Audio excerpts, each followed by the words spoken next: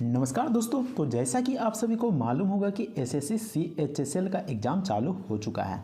तो ऐसे में मैं आपके लिए इंग्लिश के मोस्ट इम्पोर्टेंट क्वेश्चन लेकर आया हूं। तो एक एक क्वेश्चन बेहद ही इम्पोर्टेंट रहने वाला है, तो वीडियो को पूरा वॉच जरूर कीजिएगा। तो चलिए वीडियो को शुरू करते हैं। पहला क्वेश्चन में आपको सेंटेंस इम्प्रूवमेंट करना है। आखिर सेंटेंस में क्या गलती दी गई है। तो पहला क्वेश्चन में देख सकते हैं कि I meet an homeless person in New York. तो इसका मतलब क्या हो गया। तो मैंने न्यूयॉर्क में एक बिना घर वाले पर्सन से मिला, यानी कि जिसके पास घर नहीं था, होमलेस था, वैसे पर्सन से न्यूयॉर्क में मिला। तो यहाँ पर देख सकते हैं मीट लिखा हुआ है, जो कि V1 में लिखा है। तो यहाँ पर मिला हो गया, तो यहाँ पर मेट होगा, V2 में होगा। तो यहाँ पर देख सकते हैं V2 में कौन सा ऑप्शन है। तो ये वाला ऑप्शन है और ये वाला ऑप्शन है, ऑप्शन बी है और सी है। लेकिन आपको ये भी याद रखना है, होमलेस पर्सन लिखा हुआ है। तो यहाँ पर होमलेस, तो उच्चारण से भी देख सकते हैं यहाँ पर ए आएगा, ना कि एन आएगा। तो ऐसे में कौन सा ऑप्शन हो जाएगा। तो यहाँ पर देख सकते हैं मेड ए होमलेस। तो ऑप्शन सी बिल्कुल सही जवाब हो जाएगा, जो कि सेंटेंस में बिल्कुल सही खप रहा है। तो ऑप्शन सी बिल्कुल सही जवाब हो जाएगा। नेक्स्ट क्वेश्चन में स्पेलिंग एरर का सवाल पूछा गया है। तो आपको बताना है कि कौन से सेंटेंस में एक भी गलती नहीं है। तो यहाँ पर देख सकते हैं ए ऑप्शन में I had to play melody while simultaneously.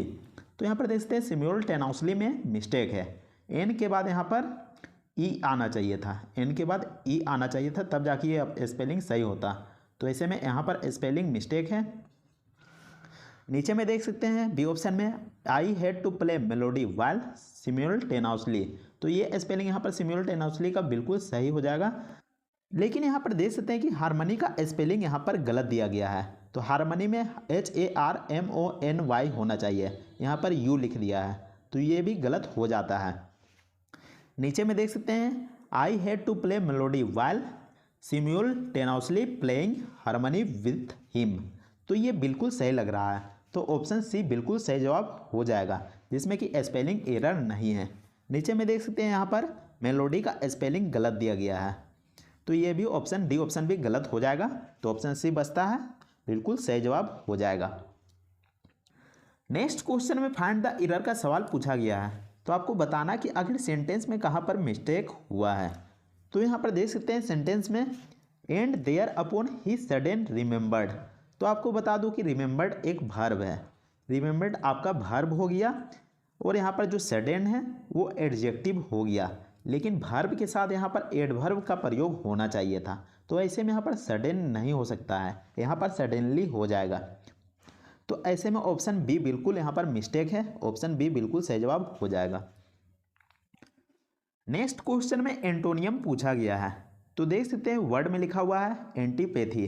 तो एंटीपैथी का मतलब क्या होता है। तो इसका मतलब होता है घृणा, घृणा यानी कि नफरत करना।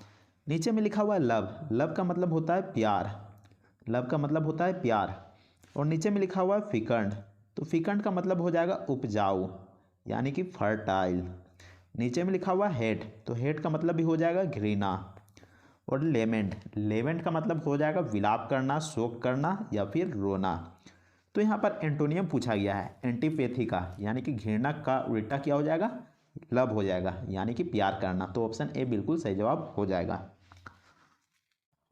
अगले क्वेश्चन में फाइंड द एरर का सवाल फिर से पूछा गया है।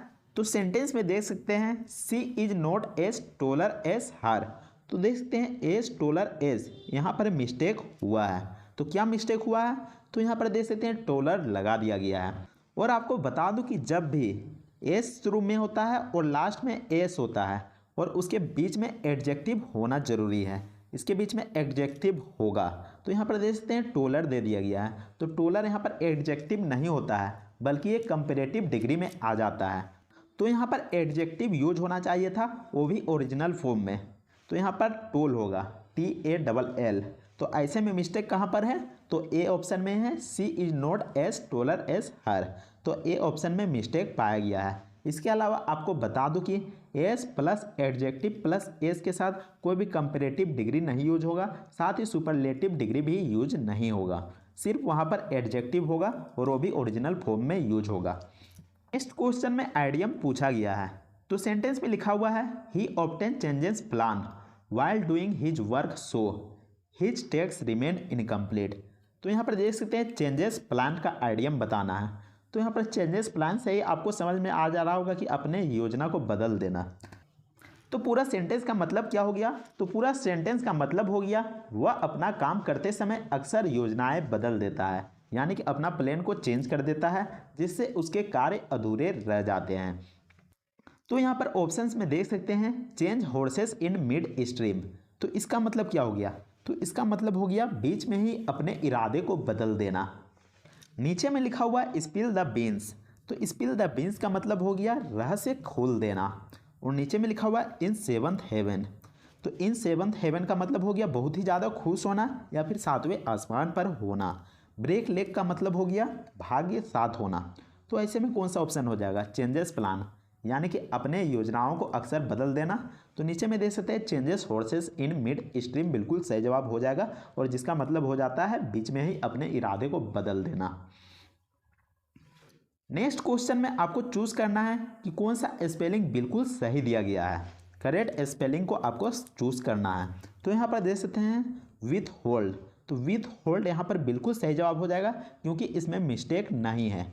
बाकी देख सकते हैं सरप्राइज में यहाँ पर आर मिस्टेक हो गया है, SURPRIS ही होना चाहिए। तो यहाँ पर आर का मिस्टेक हो गया है, तो ये नहीं हो सकता है। सक्सेसफुल में एस का मिस्टेक हो गया है। रिलीवेंट में डी के बाद ए होना चाहिए था, तो इसमें भी मिस्टेक है। तो ऑप्शन ए बचता है, आपका बिल्कुल सही जवाब हो जाएगा।